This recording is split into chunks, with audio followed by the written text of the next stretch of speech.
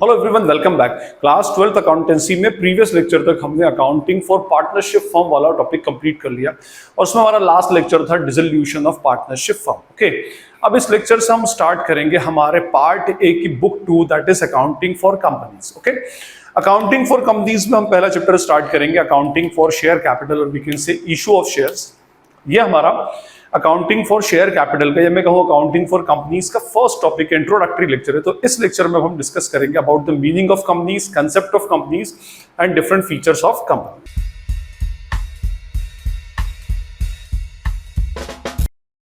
हम स्टार्ट करने जा रहे हैं topic accounting for share capital. और अकाउंटिंग फॉर शेयर कैपिटल जो है अकाउंटिंग फॉर कंपनीज का पार्ट है और accounting for companies part A की बुक 2 में मिलता है। देखिए, हमारा जो पूरा पार्ट ए है, ये पार्ट ए दो पार्ट्स में क्लासिफाई कर रखा है, accounting for partnership and second is accounting for companies. और अकाउंटिंग फॉर पार्टनरशिप के सारे लेक्चर्स, सारे चैप्टर्स हम ऑलरेडी पढ़ चुके हैं।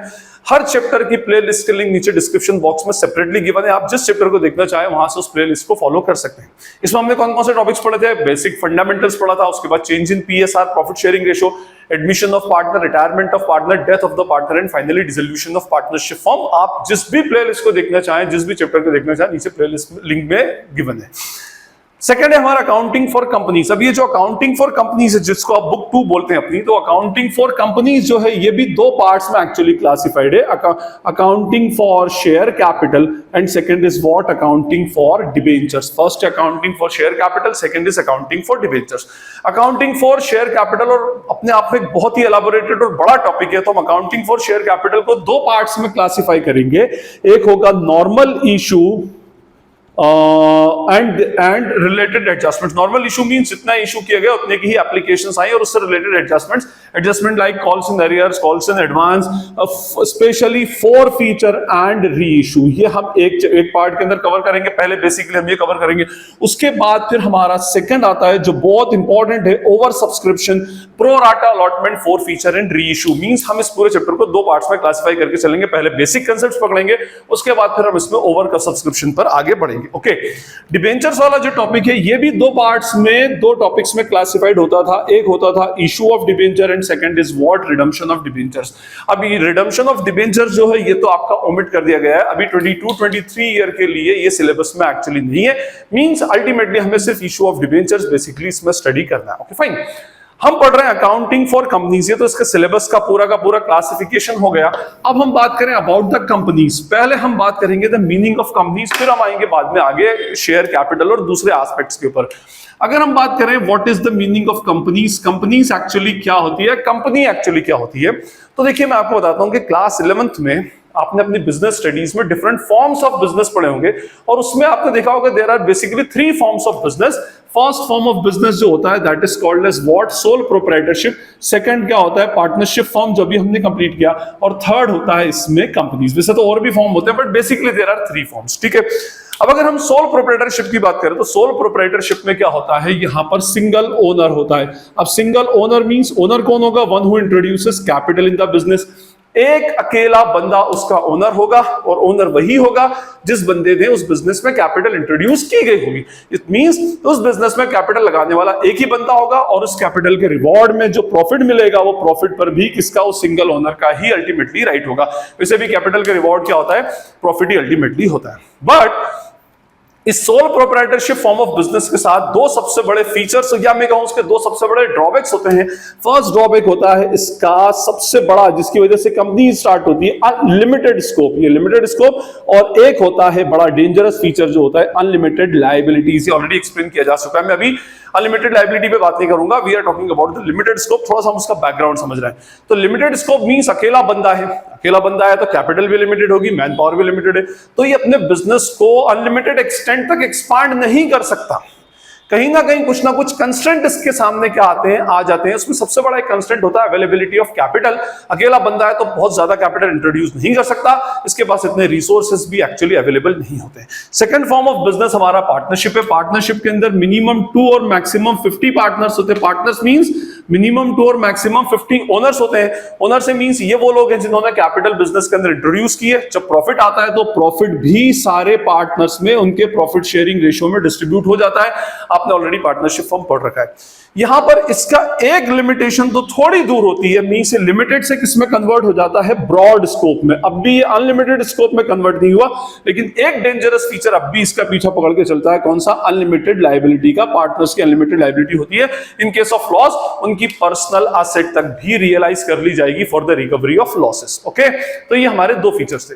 तो साहब अगर मुझे कोई बिजनेस अनलिमिटेड एक्सटेंट तक चलाना है, बड़े लेवल पर स्टार्ट करना है, तो मैं कौन से फॉर्म ऑफ बिजनेस के साथ जाऊं? तो आंसर है दैट इज कंपनी। कंपनी एक ऐसा फॉर्म ऑफ बिजनेस है जिसमें सबसे बड़ा फीचर कौन सा? यहां पर अनलिमिटेड स्कोप होता है। ठीक है जी, तो अनलिमिटेड स्कोप के लिए हम कंपनी स्टार्ट कर सकते हैं। बस यहां से अब हम क्या करेंगे, कंपनी के फीचर्स को पकड़कर चलेंगे और इसी से हम क्या करेंगे, कंपनी का बैकग्राउंड लेंगे।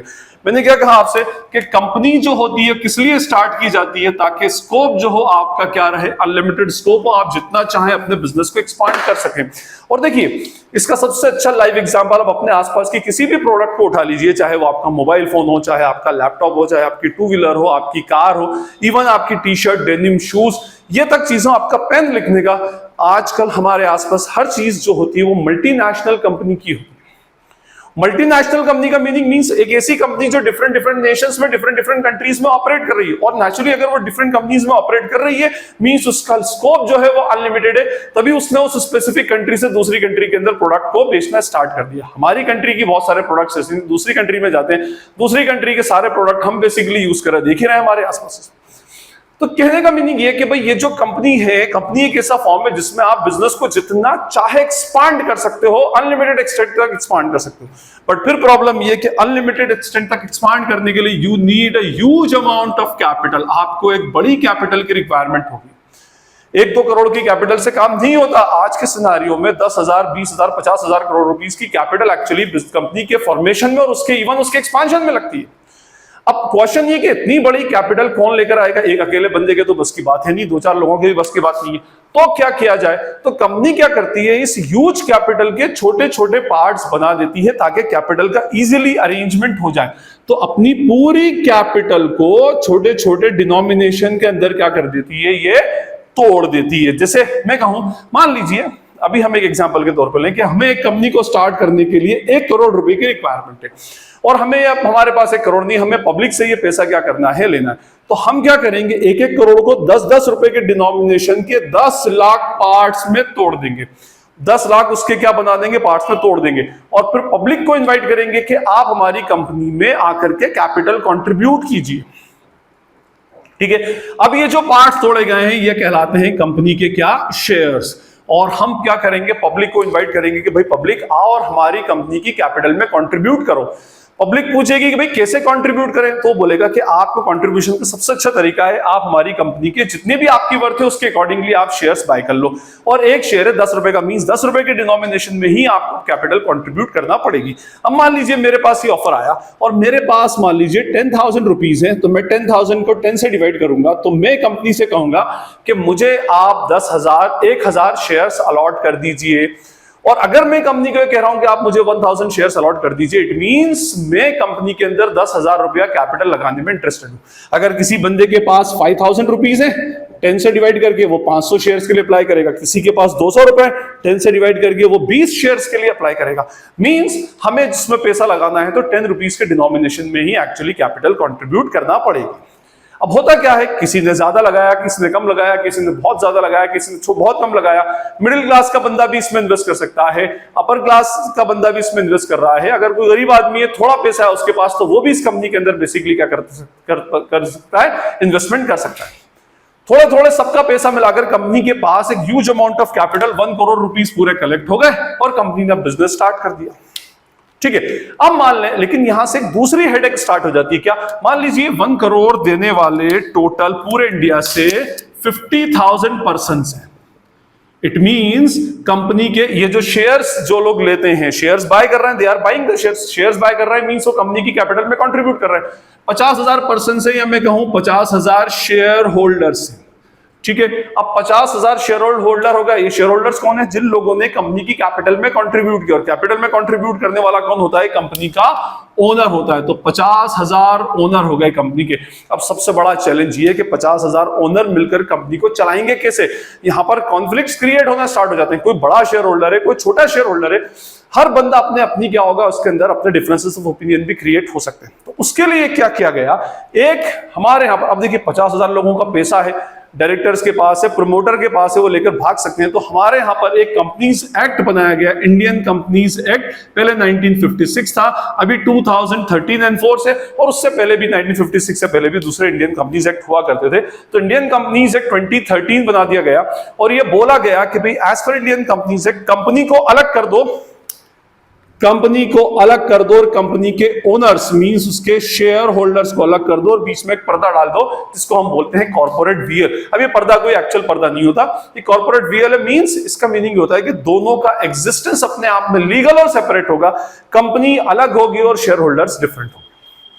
और अब ये तो हमने बोल दिया, मींस अब शेयर होल्डर कंपनी के रेगुलर एक्टिविटी, रेगुलर ऑपरेशंस के अंदर आकर के एक्टिवली पार्टिसिपेट नहीं कर सकते। कैसे करेंगे? 50,000 लोग एक साथ कंपनी के अंदर, ये प्रैक्टिकली पॉसिबल नहीं है। तो यहां पर फिर कंपनी के अंदर डेमोक्रेटिक पैटर्न चलाया जाता है। डेमोक्रेटिक पैटर्न का मीनिंग होता है जिस तरह से हमारी कंट्री इंडिया में डेमोक्रेसी है, और डेमोक्रेसी के अंदर क्या होता है?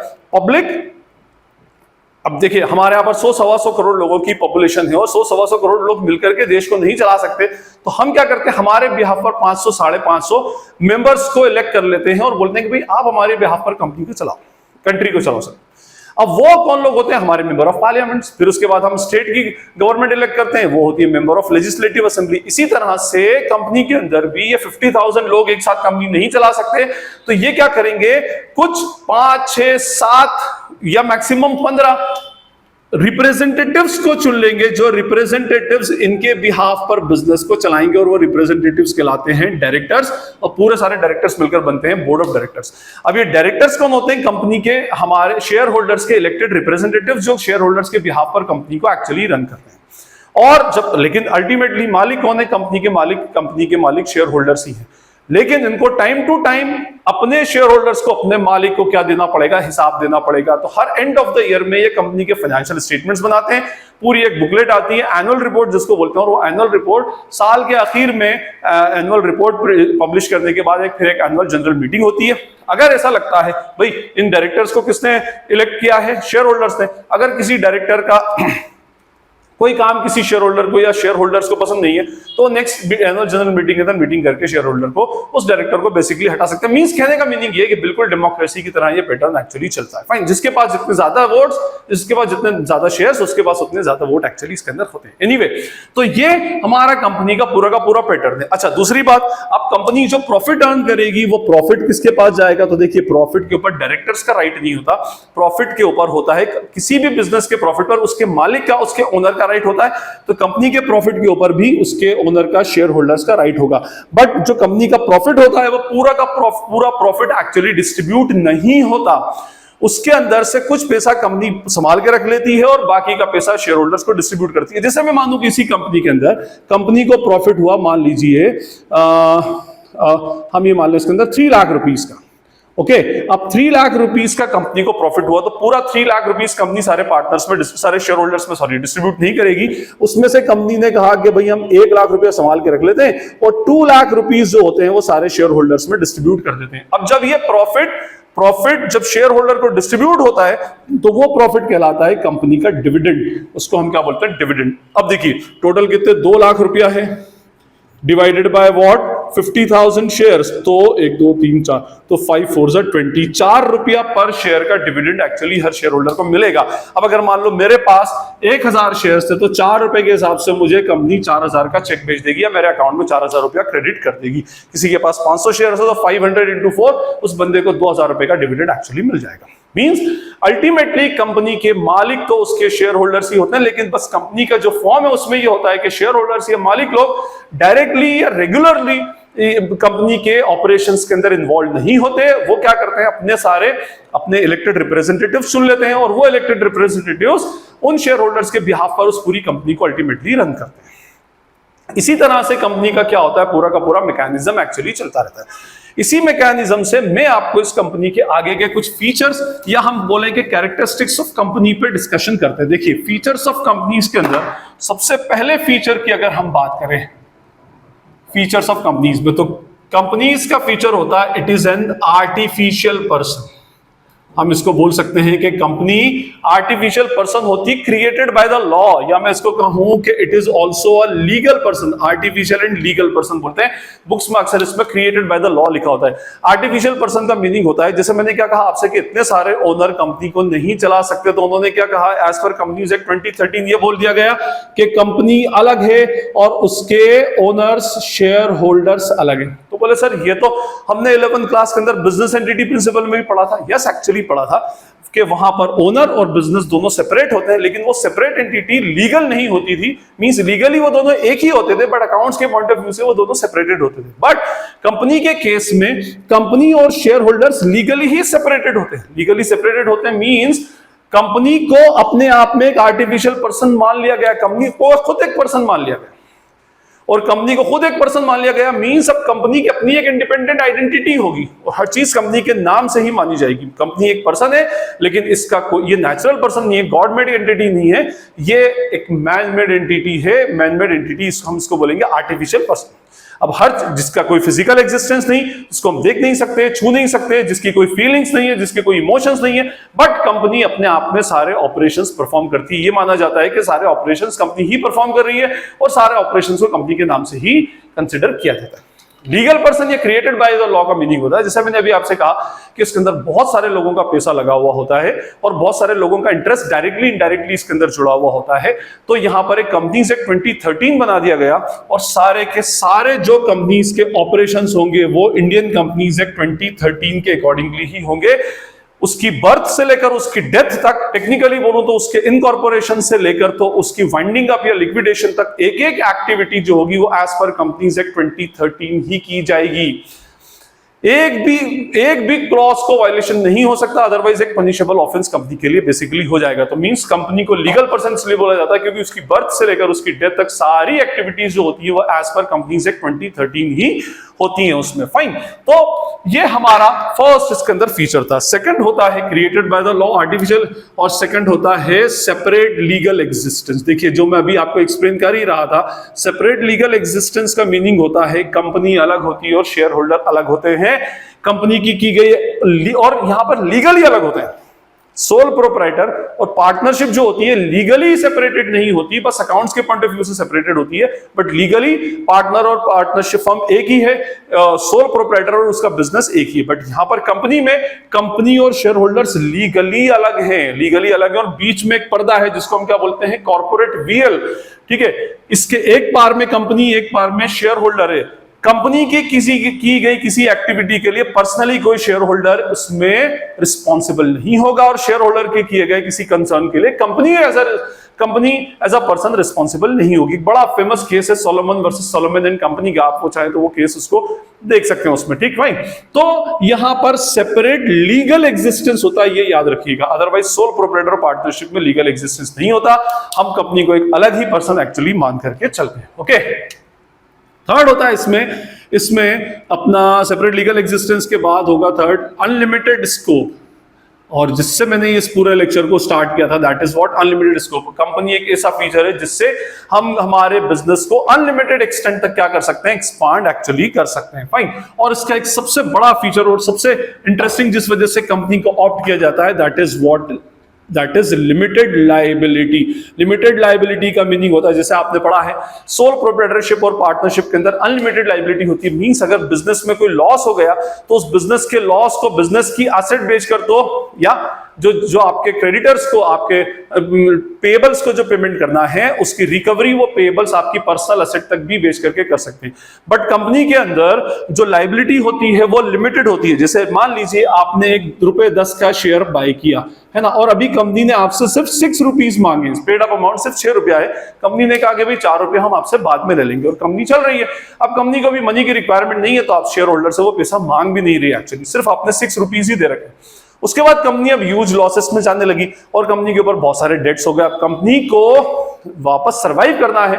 अच्छा, अगर ये सोल प्रोप्राइटर होता तो उस लॉस की रिकवरी के लिए उस इंडिविजुअल ओनर का पर्सनल एसेट भी बेच दी जाती, बट यहां पर कंपनी शेयर होल्डर से सिर्फ मैक्सिमम 4 रुपया और मांग सकती है, क्योंकि उसके ऊपर 10 रुपए तक ही बनता है, तो उसमें 10 रुपए तक ही दे सकता है, उसमें से 6 रुपए वो ऑलरेडी दे चुका है, तो कंपनी अब क्या कर सकती है, सिर्फ 4 रुपए ही मांगेगी, भले ही कंपनी कितने भी लॉसेस में चले जाए, शेयर होल्डर उसको उसकी फेस वैल्यू के इक्वल अमाउंट देने के लिए ही रिस्पॉन्सिबल एक्चुअली होगा। ओके फाइन, तो ये हमारा फोर्थ इसका एक्चुअली फीचर था। इसमें एक फीचर होता है परपेचुअल सक्सेशन। परपेचुअल सक्सेशन का मीनिंग होगा कि परपेचुअल मींस सदा, हमेशा हमेशा चलने वाला। तो परपेचुअल सक्सेशन का मीनिंग होता है कि कंपनी का सक्सेशन परपेचुअल होता है।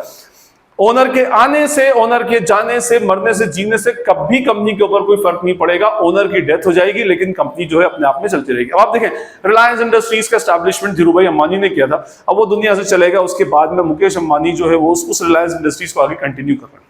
मैं ये नहीं बोलता कि वो उसके ओनर है, शेयर होल्डर जिनका पैसा लगा हुआ है वो उसके ओनर है, लेकिन कहने का मीनिंग ये कि अगर किसी ओनर की, किसी शेयर होल्डर की डेथ हो भी जाती है तो भी कंपनी के बिजनेस के ऊपर कोई इंपैक्ट नहीं पड़ेगा। ये परपेचुअल है, हमेशा एक ऐसा सक्सेशन है जो कंटिन्यूअसली आगे चलने वाला। ओके, नेक्स्ट होता है इसके अंदर ट्रांसफरेबल ओनरशिप। ट्रांसफरेबल ओनरशिप का मीनिंग होता है, ये यूजुअली पब्लिक लिमिटेड कंपनी के अंदर होता है। ट्रांसफरेबल ओनरशिप का मीनिंग होगा कि आपको अगर कंपनी में ओनरशिप रखने में इंटरेस्टेड नहीं है तो आप अपनी ओनरशिप को किसी दूसरे पर्सन को ट्रांसफर कर सकते हैं just by selling the shares in the secondary market. अगर मान लीजिए मेरे पास रिलायंस इंडस्ट्रीज के 1000 शेयर्स हैं और अब मैं मेरे पास 1000 शेयर्स है, मींस मैं 1000 शेयर का मालिक हूं, इतना मेरे पास प्रोपोर्शन ऑफ कंपनी के ओनरशिप है। अब मैं इस कंपनी के ओनरशिप को कंटिन्यू करने में इंटरेस्टेड नहीं हूं, या मेरे पास कोई फाइनेंशियल प्रॉब्लम है, या मुझे पैसा चाहिए, तो मैं क्या कर सकता हूं, इजीली अपने शेयर्स को किसी दूसरे पर्सन को ट्रांसफर कर सकता हूं। जैसे ही मैं इन शेयर्स को ट्रांसफर करूंगा, मैं कंपनी का ओनर नहीं रहा, वो दूसरा बंदा कंपनी का ओनर मान लिया जाएगा। ओके, तो सेकंड होता है ट्रांसफरेबल ओनरशिप, बट ये प्राइवेट लिमिटेड में नहीं होता, पब्लिक लिमिटेड कंपनी के अंदर ही एप्लीकेबल होता है। उसके बाद नेक्स्ट है इसमें governed by Indian companies act 2013, means company को रन करने के लिए जितने भी प्रोविजंस और क्लॉजेस लिखे हैं, सब इंडियन कंपनीज एक्ट 2013 के अंदर लिखे हैं। इससे पहले एप्लीकेबल था इंडियन कंपनीज एक्ट 1956, और उससे पहले के भी कंपनीज एक्ट एप्लीकेबल थे, बट 2013 के अंदर कुछ फ्रेश और नए अमेंडमेंट्स के साथ में कंपनीज एक्ट 2013 रीराइट किया गया, और उसी के अकॉर्डिंगली हम क्या कर रहे हैं, सारे के सारे फीचर्स इसके अंदर, सारे वो रूल्स, वो सारे पार्ट्स है, जो सारे रूल्स हैं, ब्लूप्रिंट्स हैं, जिससे कंपनी क्या होती है, रन होती है, और किसी भी एक भी क्लॉज के अगेंस्ट कंपनी अपनी एक्टिविटी नहीं कर सकती। और इसका लास्ट एक्चुअली फीचर है कॉमन सील। कॉमन सील का मीनिंग होता है, मैंने अभी आपसे क्या कहा कि company itself is an artificial person. अब जब पर्सन है तो कंपनी के डॉक्यूमेंट्स के ऊपर सिग्नेचर कौन करेगा, ठीक है। तो कहने का मीनिंग ये कि कंपनी को जब आपने आर्टिफिशियल पर्सन तो बना दिया, अब उसकी सिग्नेचर कैसे होगी, तो वो सिग्नेचर की जगह कॉमन सील होती है। मींस वैसे उसके ऑफिशियल डॉक्यूमेंट्स पे डायरेक्टर साइन करेंगे, लेकिन वहां पर कंपनी की सिग्नेचर होना भी जरूरी है, लेकिन कंपनी एक आर्टिफिशियल पर्सन है, खुद साइन नहीं कर सकती, तो एक सील बना ली जाती है, और वो कॉमन सील उस स्पेसिफिक डॉक्यूमेंट के ऊपर लगाई जाती है। और जिस स्पेसिफिक डॉक्यूमेंट पर कॉमन सील होगी वही कंपनी का वैलिड और लीगल डॉक्यूमेंट एक्चुअली मान लिया जाएगा। फाइन, तो ये हमारे कंपनी के फीचर्स से इस लेक्चर में हम बस इतना ही डिस्कस करेंगे। हमने डिस्कस किया about the basic features of या basic concept of the company, actually company क्या होती है, किस तरह से फॉर्म होती है, क्या रीजन होता है उसको फॉर्म करने का, उस पर डिस्कशन किया, और फिर हमने सारे फीचर्स वन बाय वन इस पर डिस्कशन किए, जो कंपनी के एक्चुअली सारे फीचर्स एक्चुअली इसके अंदर होते हैं। एनीवे, आई होप आपको ये कंसेप्ट क्लियर हो गया होगा। स्टिल अगर आपको कोई क्वेरी या डाउट लगता है तो you can ask in the comment section. This is Najeeb Hashmi signing off from Najeeb Hashmi secretary. Thank you.